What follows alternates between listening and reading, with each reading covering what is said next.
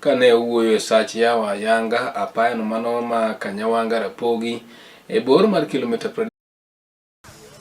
Part of the world, the part of the country has lagged behind. Koro Kipto kane wuoyo e kaunti no mano ma Kitui nolero ni ber ka koro piny Kenya duoko chien kwan mag omenda mabendo ka pinjego maoko mondo mi gichung' motegno, kowacho ni mani en gino mabiro konyo ka bende ne ochamo kuom jotelo mosebedo ka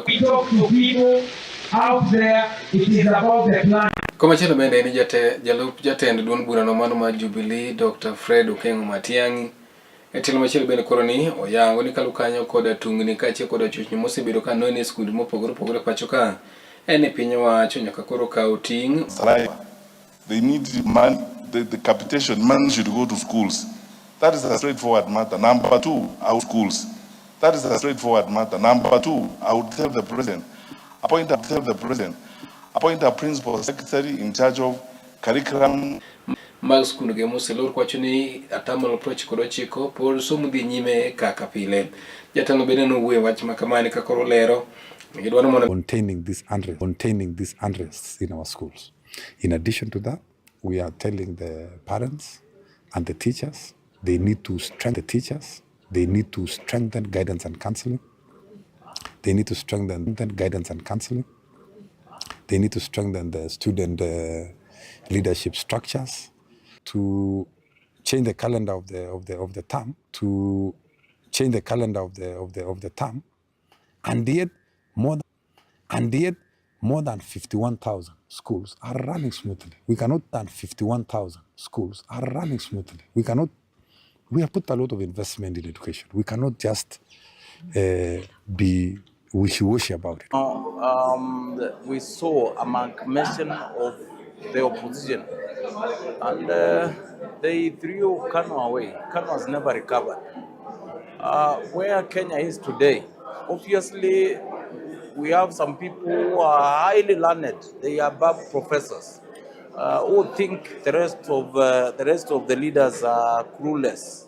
And by the way, is known to bring people together, meaning this country will be much, much safer under Kalonzo and will grow. Predek kod ariyo wetangula bende nomedo dhi nyime kolero wechegi kendo nowacho ni gin kaka oganda mokimbo no mar Kenya nyaka gimakre kendo giloso osiep kod oganda mokedhuri mamoko kaka mago mag Luo Nyanza, oganda madho nam chumbi. Mtoto yako nianze na yeye, kwa sababu wao wameweka watoto wako kando, wanataka kupiganisha vijana. Mimi nimesunguka hapa Bungoma na nyinyi kwa miaka mingi. Wengi wenu mmezaliwa nikiwa kwa siasa, na siasa yangu haijakuwa siasa ya kupigana na watu, imekuwa siasa ya nyinyi wote. I want you to be my goodwill ambassadors. Popote mulipo muambie sisi tunasukuma gurudumu ya Ruto kwa sababu tuko partners na yeye.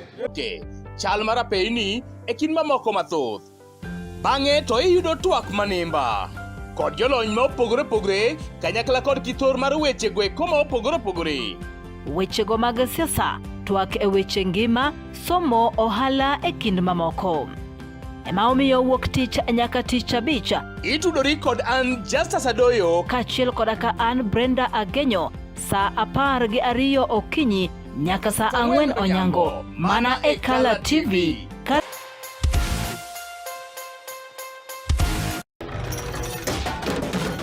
Tok bedo kod odiochieng' marabora e sikunde ka iduogo pacho, yud thuolo mar kweyo pachi kendo bedo gi mor e chenro mar Bang School.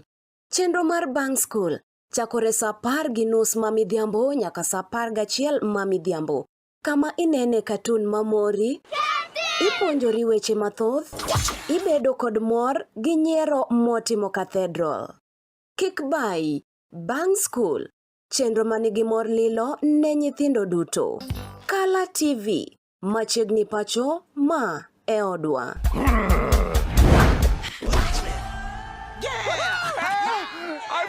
And I can't get it up.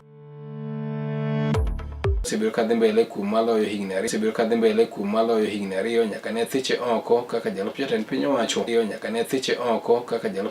owacho ka koro ramo ni obro ka koro ramo ni obro medo dhi nyime kod yalo burano nyaka chieng' yudo ratiro mare mawacho ni norochi kod jokanyo mag od bura. Communication remain calm and peaceful. Rigathi Gachagua is a very peaceful person, and I want to ask our supporters to be peaceful and calm. You know, when I was removed from office, the people who removed me were laughing that Rigathi has been removed and his supporters are saying nothing. It is me who told them say nothing. Ukikasirika, unyamaze, uimbe. Just sing. And I asked my supporters to suppress their anger. Kod Amerika en man ma bende gibro dhi godo nyime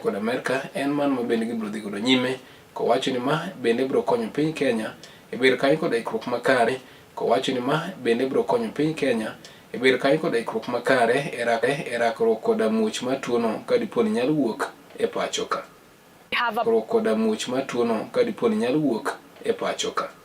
We have about 1,500 to 2,000. Kani nowacho ni Namataro nogo en kanyo ma bende koro jo Kenya bura motumo ka gwenge mag Imbo mar Kenya koda Nyanza tiyo godo e weche mag tijegi ma pile ka pile. Kana wacho ni bende en achiel kuom yorego mago mag chwalo mwandu e kind pinjego Tanzania. Ukienda katika visiwa kama Remba utapata East Africa nzima wako hapo. Ukienda visiwa vidogo vidogo hata iwe Mfongano hata Rusinga utapata East Africa wote wako hapo. Where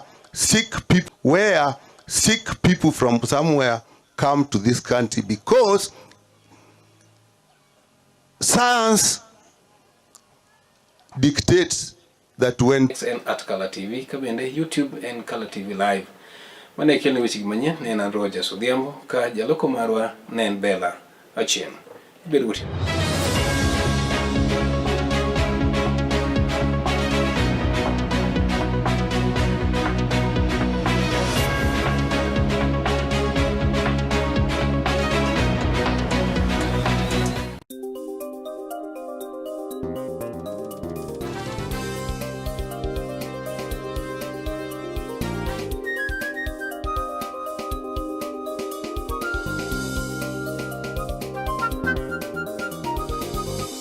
Ineno Color TV.